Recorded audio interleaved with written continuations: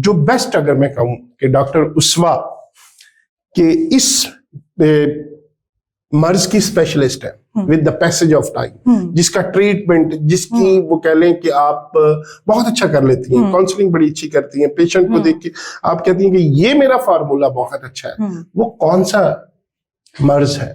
Sir अगर मैं patient हमारे प्रोग्राम अगर कोई देखे और कहीं जी मैंने डॉक्टर उस्वा को चेक करवाना, तो वो कौन से पेशेंट वाले लोग आपसे रुजू करें? Sir gynae. अच्छा, गायनी और जितनी भी औरतों के मसले मसाइल है ना, स्टार्टिंग फ्रॉम पीरियड्स टू लेके डिलीवरी और उसके बाद की प्रॉब्लम्स, वो सारे बेसिकली मेरी एक्सपर्टीज में आते हैं। मतलब वो क्लिनिक में मेरी एक्सपर्टीज में दे दिए गए हैं बाबा की तरफ से कि औरत के लिए औरत को डील करना ज्यादा आसान। और आपने ऑलरेडी देखा है कि गायनेकोलॉजिस्ट बहुत है, बट तबीबा, ठीक है, मतलब नेचुरोपैथिक डॉक्टर। मैं उसी तरफ आने लगा था कि मैं ये सवाल अगला मैंने करना था आपसे, चलें आपने आगाज कर दिया, तो यही मेरा सवाल था कि डॉक्टर साहब ये गायनेकोलॉजिस्ट, ये हमने हकीम तो बहुत देखे, लेकिन तबीबा एक फीमेल हकीम जो आप बन चुकी हैं वो बहुत कम है, तो आपको लगता है आप अपनी जगह बना लेंगी? इंशाल्लाह सर। देखिए बात वही है कि चीजें वही हैं, नाम बदल दिए गए हैं, ठीक है। पहले डॉक्टर होता था बहुत कम, ठीक है, हकीम ज्यादा पाए जाते थे, ठीक है, कोई भी मसला होता था हकीमों के पास भागते थे।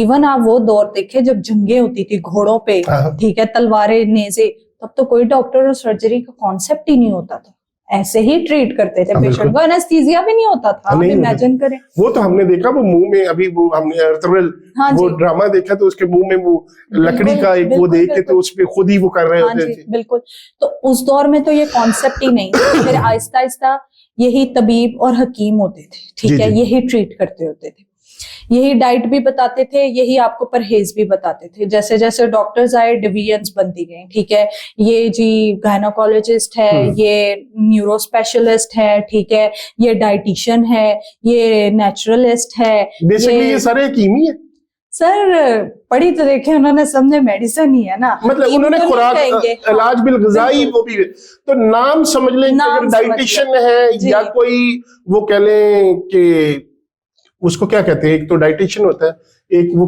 कौन से एक्सपर्ट्स होते हैं, फूड एक्सपर्ट होते हैं, तो ये सारे वही बताते हैं जो आप काम कर रहे हैं। जी सर, बताते न्यूट्रिशनिस्ट, जी बताते बेसिकली वो लोग वही हैं, बट स्लाइट जो है वो डिफरेंस है, वो ये है कि उन्होंने पढ़ी है थ्योरी अंग्रेजों की, ठीक है, मतलब उन्होंने एलोपैथिक पढ़ी। आपने देखा है डाइटिशियन कभी भी इस तरह नहीं कहेगा कि पालक खा लो इसके ये फायदे हैं, ये डाइट ना खाओ इसका ये नुकसान है, वो कैलोरीज में बात करते हैं। अच्छा, वैसे मैं आपको एक बात बताऊं, ये आपकी बात ठीक है, लेकिन बहुत सारे डाइटिशियन या डॉक्टर्स, हमने एमबीबीएस डॉक्टर्स को देखा, वो कहते हैं कि ग़िज़ा से ये खाएं, इससे ये ठीक हो जाएगा, या खासकर जो शुगर वाले पेशेंट को भी ये कह रहे होते हैं कि ये चीजें खाएं। जी, तो ये भी आपकी तरह के हकीम ही कह लें उनको?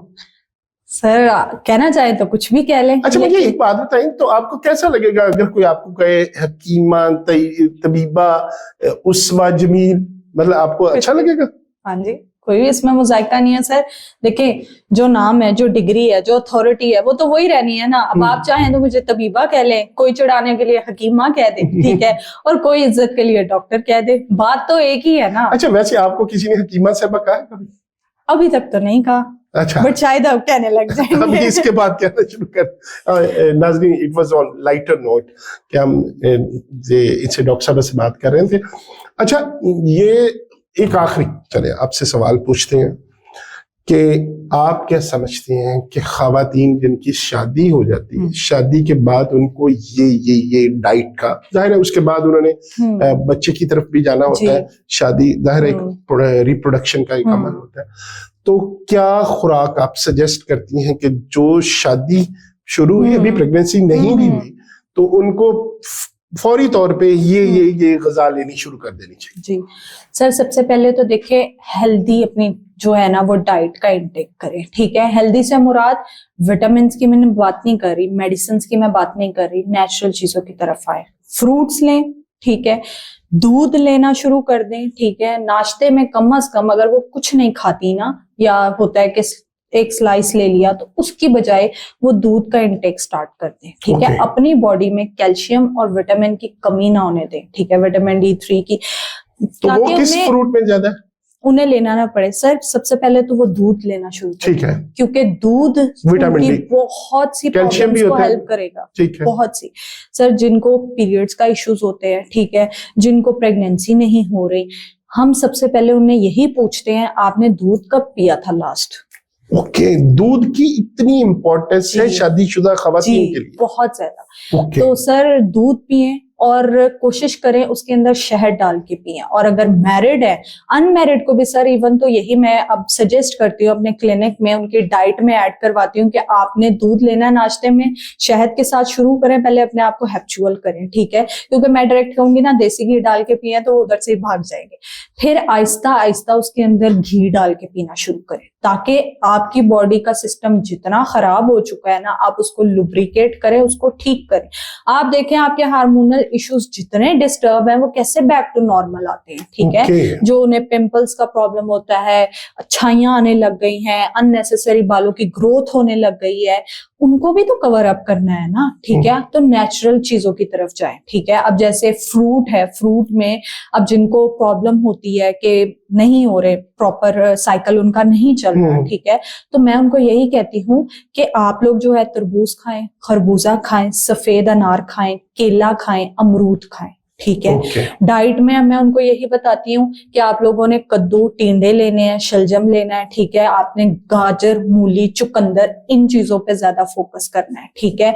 आपने अगर प्रोटीन लेना है, आप जो है बकरे के गोश्त की तरफ जाए, उसकी यखनी बना के इंटेक करें। अब जो लोग अफोर्ड नहीं कर सकते, ठीक है, सर वो क्या करते हैं, जो काले चने होते हैं ना, उनका शोरबा बहुत पीते हैं। काले चनों के अंदर वो प्रोटीन है जो आपको गोश्त में मिलती है। आपने ये देखे, ये जो रहते हैं टेंट्स में, जिन्हें आम लफ्जों में कहते हैं ना चुग्गीवास हैं और इस तरह से, सर उनके पास जो है वो कैटल्स की और एनिमल्स की कमी नहीं है, लेकिन वो लोग क्या करते हैं, वो सबसे ज्यादा जो है ये काले चनों का शोरबा लेती हैं।